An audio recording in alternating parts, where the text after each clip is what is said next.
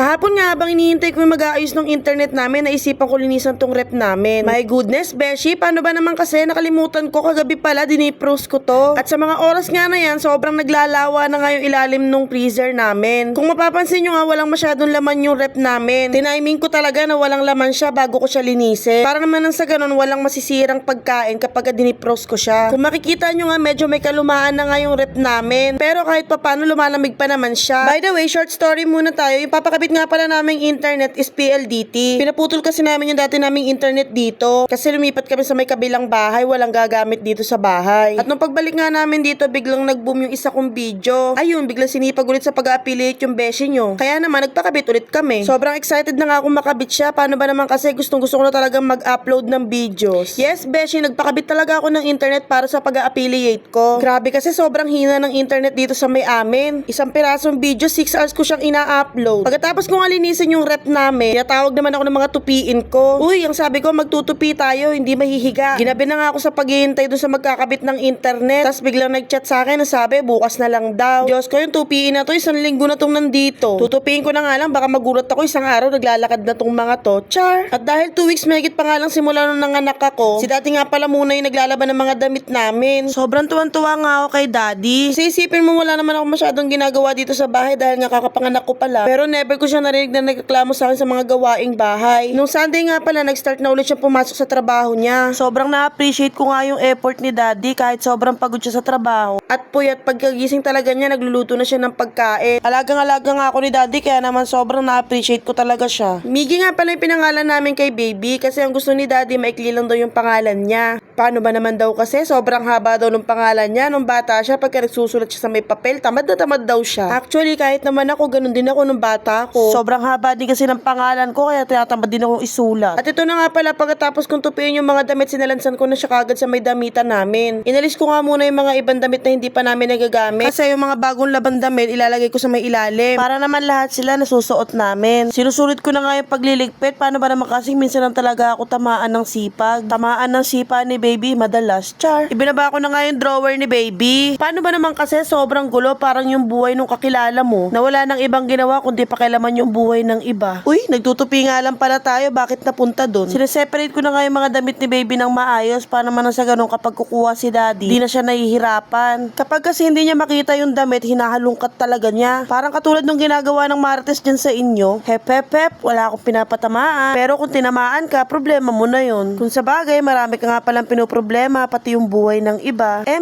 Sa lahat ng tinupi ko, sa damit talaga ni baby ako sobrang nahirapan. Paano ba naman sobrang liit kasi niya? Lalo na sa frog suit niya, tsaka sa baru-baruan. Tuping bahala na lang talaga ang ginawa ko. O siya, hanggang dito na lang. Salamat sa panonood.